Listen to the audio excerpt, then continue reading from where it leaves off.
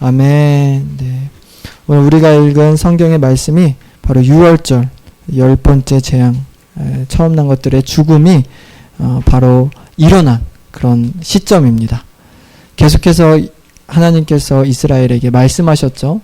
10번째 재앙을 일으킬 거다라고 말씀하셨어요. 근데 오늘 읽었던 거는 바로 그 일이 애굽 온 땅에 시행된 것입니다. 출애굽기 12장은 우리가 딱 머릿속에 기억해야 할 것이 바로 6월절이라는 내용입니다. 그리고 6월절은 이스라엘이 다시 시작하는, 죄의 종에서, 애굽의 종에서 새로운 민족으로서, 하나님의 백성으로서 다시 시작되는 그 아주 뜻깊은 시작점이 되는 바로 그 장이 출애굽기 12장입니다. 그리고 애굽에서 나왔던 결정적인 계기가 무엇이었죠? 10번째 재앙, 장자의 죽음을 통해서 구원을 받게 되는 것입니다. 이스라엘 달력과 우리나라의 달력이 달라요. 그래서 우리는 이제 1월인데 이스라엘은 유대력으로 4월이 그들에겐 1월입니다. 3월 말에서 4월 초. 왜 그럴까요? 그들에게 모든 시간의 시작은 애굽으로부터 이 구원받은 6월절부터가 첫 달이 되게 되었습니다. 그러니까 이스라엘의 정체성은 오직 하나님이 그들의 삶에 앞서가시는 것이 되는 것이죠. 여러분의 삶도 마찬가지입니다. 여러분 부모님 뱃속에 태어나서 흘러가는 시간대로 살아가지만 여러분이 이제 예수님을 믿음으로 예수님이 내 삶의 주인이 되고 예수님이 나의 삶을 책임져 주신다라는 그런 믿음으로 여러분 살아가시기를 바라겠습니다. 이 내용을 쭉 살펴보면 하나님께서 모세에게 6월절에 어떻게 행하라고 말씀하셨어요. 어떻게 행하라고 하셨죠? 양을 잡으라고. 10일째 양을 데려오는데 그 양이 흠도 없어야 되고 순양이어야 된다 말씀하셨죠. 그리고 14일까지 간직해 했다가 잡습니다. 그리고 그 양의 피를 어디에 발라요? 문설주와 임방에 바르라 라고 말씀하시죠. 그리고 그 양은 14일째 되는 날 불에 태워서 먹으라고 하십니다. 삶아서 먹는 게 아니죠. 무엇과 먹으라고 하셨죠? 쓴나물과 무교병과 함께 먹으라고 하셨습니다. 그러면 하나님께서 애굽에 재앙을 내리실 때 그 피를 보고 어떻게 하겠다? 넘어가겠다 말씀하셨죠. 그 2월절 다음에 무교절을 지키라고 하셨죠. 무교절은 발효되지 않는 그런 떡을 먹으라고 하신 겁니다. 며칠 동안 7일 동안. 그래서 첫째 날과 일곱째 날은 성회에 모여라 라고 또 명령하셨습니다. 모세가 이제 장로들한테 가서 명령하죠. 뭐라고 명령합니까? 야, 너희 가족 수대로 어린 양을 택해 6월절 양을 그리고 잡아라 라고 말합니다. 그리고 우슬초를 묶음을 가지고, 우슬초는 이렇게 가지가 많이 달려 꽃다발 같이 생긴 거예요. 그리고 털이 아주 많습니다. 그래서 그릇에 피를 담아서 어린 양의 피죠. 그걸 찍어다가 어디에 뿌리라고 하냐면 좌우 문설주와 임방에 이렇게 뿌리라 라고 명령하는 것입니다. 그리고 아침까지 밖에 나가지 말라 라고 말해요. 여호와께서 애굽 사람들에게 재앙을 이제 내려서 지나가실 때에 무엇을 보면 문설주와 임방에 있는 피를 보면은 그냥 지나가고 너희를 멸하려는 그 자들이 그 집에 들어오지 못하게 하고 너희를 치지 못하게 할 거다라고 말씀하십니다.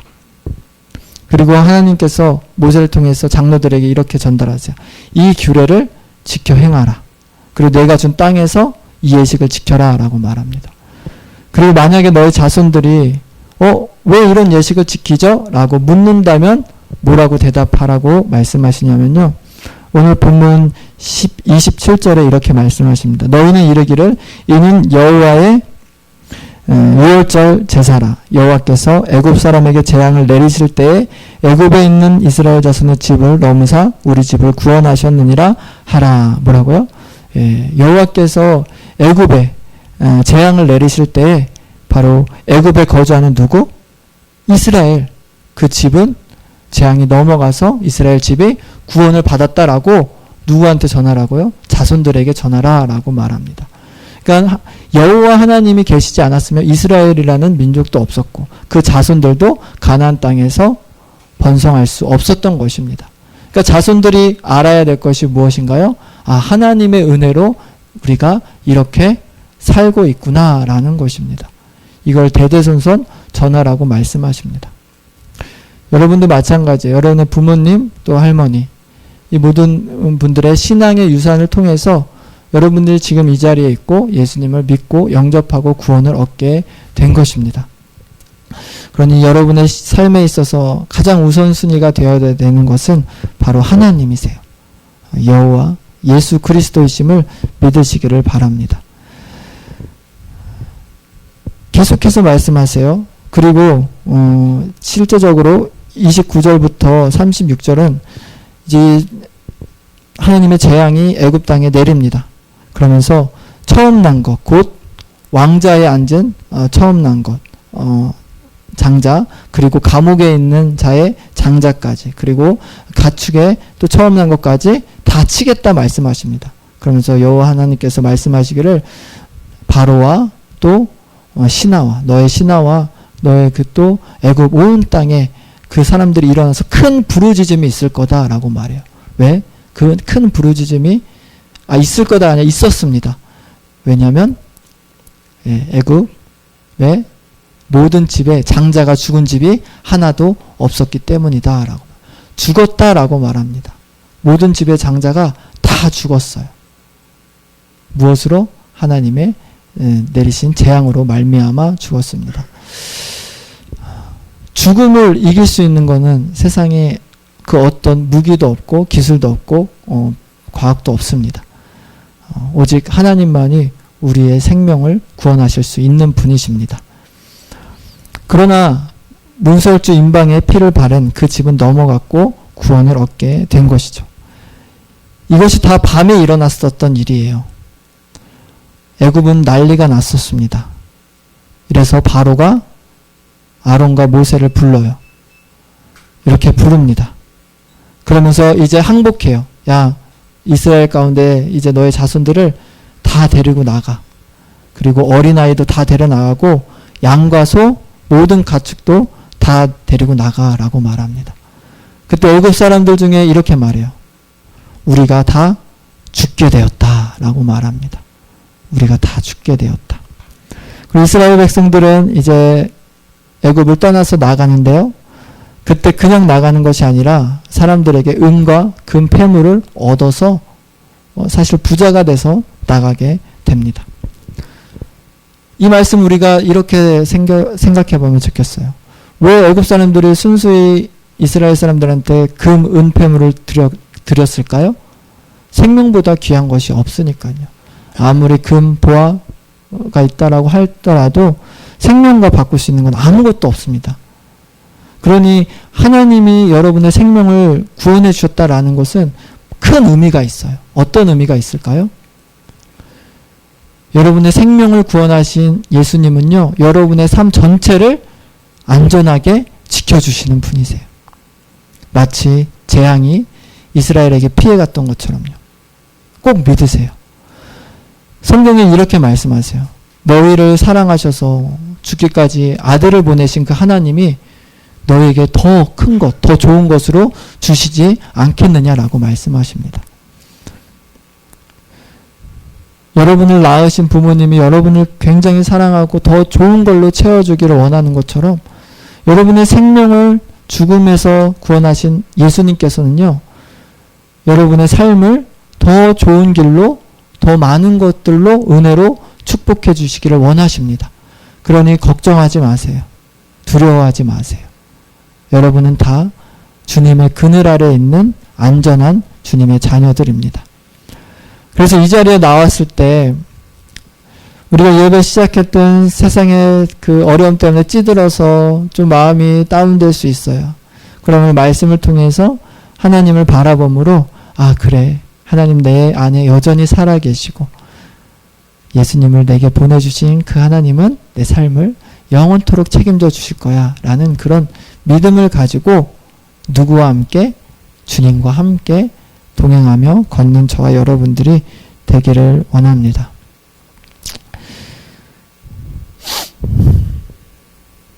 37절부터 42절에 보면은 이제 60만 명 가량의 이스라엘 사람들이 출애굽합니다. 몇 명이요? 60만 명. 예. 근데 유아는 빼고 이제 60만 명이니까 더 많은 인원이 출애굽하게 된 거예요. 그리고 그들이 급하게 나와서 음식을 제대로 준비하지 못했어요. 그래서 성경이니까 발효되지 않은 그런 반죽, 떡을 가지고 발효되지 않은 반죽을 가지고 이 무교병을 가지고 나옵니다. 그러니 급하게 나왔다. 준비할 것이 없었다. 준비할 시간이 없었다라는 것은 무엇을 의미하나요? 이 구원은요, 사람의 어떤 노력도 아니고요, 사람의 지혜도 아니고요, 사람의 공로도 아닙니다. 전적으로 오직 자랑할 것이 하나님께서 구원을 이루셨다라는 것입니다. 전적인 하나님의 은혜로 구원을 이루셨다는 거예요. 그러니 여러분 희망을 가지세요.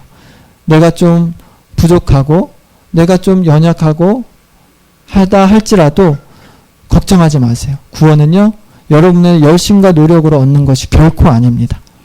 여러분의 잘남으로 인해서 그 기준을 판단하셔서 이루시는 것이 아니에요. 오직 하나님의 은혜입니다.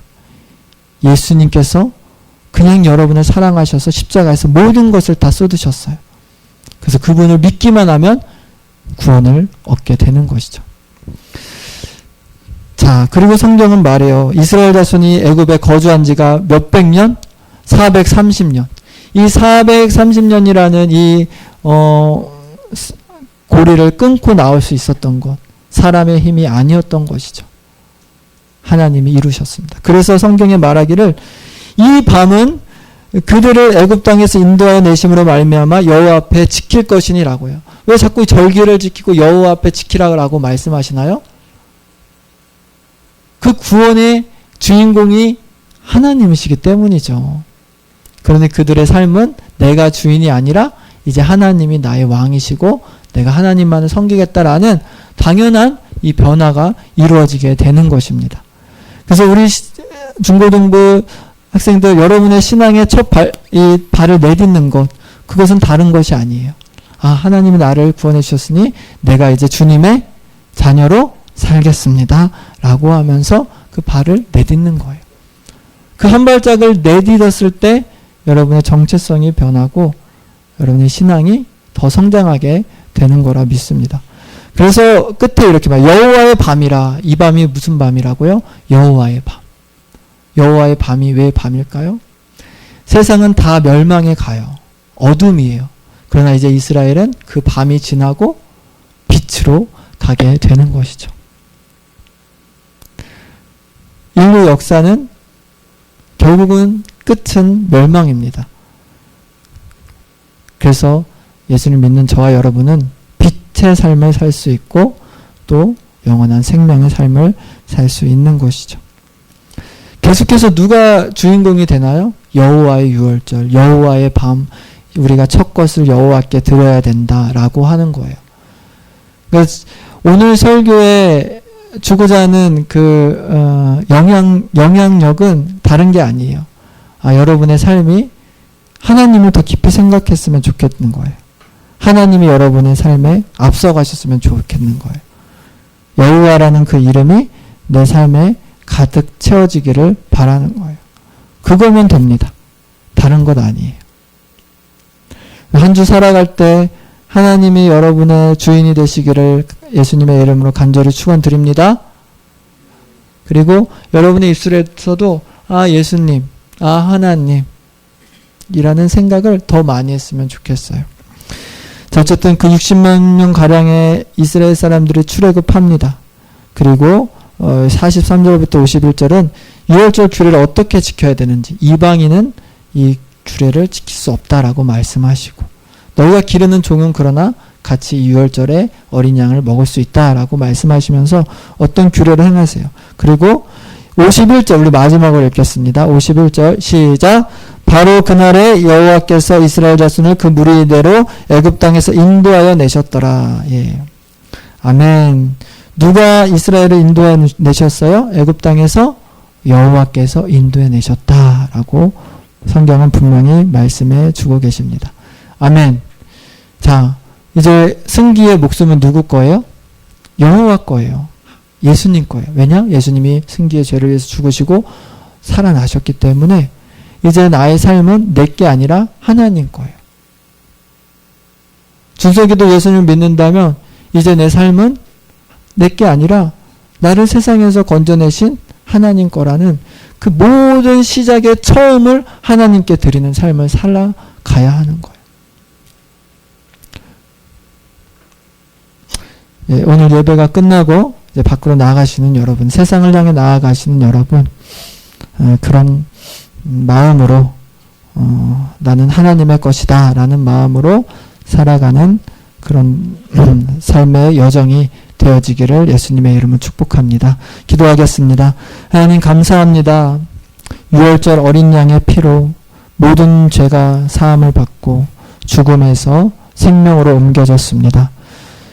이제 나를 구원하시고 자녀 삼아주신 그 예수님을 우리가 깊이 생각하면 오늘 하루도 또 우리 앞에 있는 이 한 주도 또 평생에 하나님만을 섬기는 삶이 되게 하여 주시옵소서.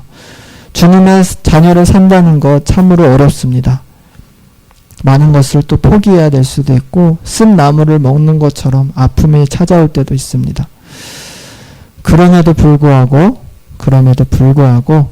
우리가 주님이 명하신 또 뜻하신 그 길을 걸어가게 했습니다. 주님, 우리와 함께하여 주시고 우리 학생들의 삶을 복되게 하여 주시옵소서. 예수님을 가장 사랑하는 우리 중고등부가 되게 하여 주옵소서. 예수님의 이름으로 감사하며 기도드립니다. 아멘.